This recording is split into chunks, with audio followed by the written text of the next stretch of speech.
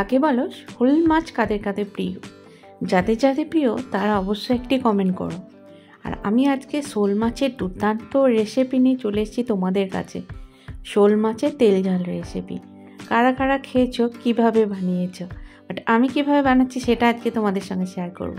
আগে ফার্স্ট কিন্তু মাছটাকে দেখে নাও, মাছটা জলের মধ্যে দেওয়া আছে। বেসিক্যালি সচরাচর কিন্তু টাউনের মধ্যে মানে আমরা যেখানে আছি সেখানে কিন্তু শোল মাছ চট করে পাওয়া যায় না।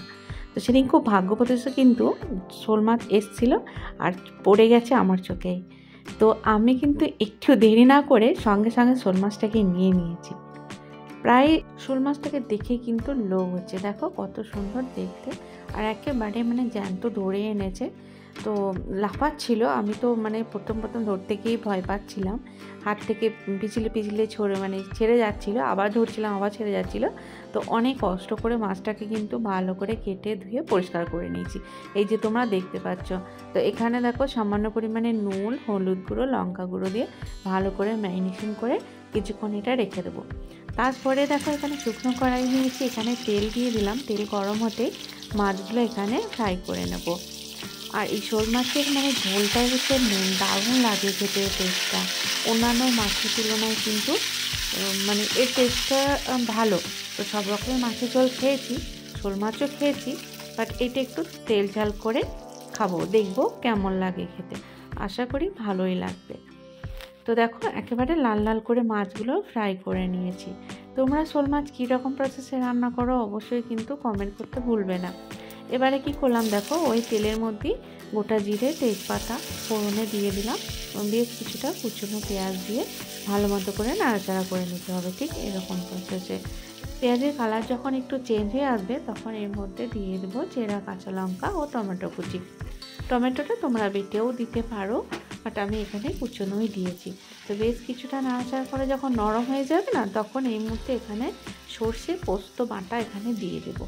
কালো সর্ষে নিয়েছি আর পোস্ত নিয়েছি, তো দুটো একসাথে মিক্স করে আমি পেস্ট বানিয়ে রেখেছিলাম, আগে থেকে দেখানো সম্ভব হয়নি।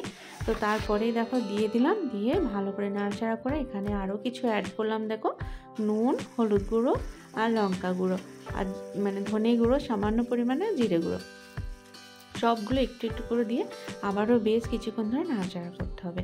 যখন দেখবে যে তেল একেবারে উপরে ভেসে উঠেছে, সব কিছু খুব সুন্দরভাবে সেদ্ধ হয়ে গেছে, সেই পর্যায়ে এখানে বেশ কিছুটা পেঁয়াজ পাতা কুচি এখানে দিয়ে দিলাম।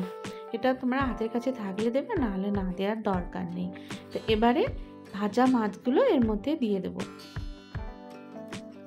এই যে আরও কিছুটা মাছ আমার কাছে রাখা আছে, বাট আমি এখানে 4টে পিসই দিয়েছি, আর বাকিটা আমি পাতলা ঝোল করে আর একদিন রান্না করে খাবো।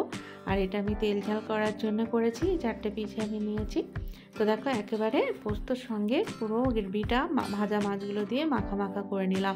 এটা কিছুক্ষণ ধরে কষা কষা হলেই এখানে আমি অ্যাড করব ওই পেস্টের বাটি দিয়ে জল, তার সঙ্গে টেস্টের জন্য, ফ্লেভারের জন্য ধনেপাতা আর সামান্য পরিমাণে একটু চিনি অ্যাড করে দিলাম, না দেওয়ার মতোই।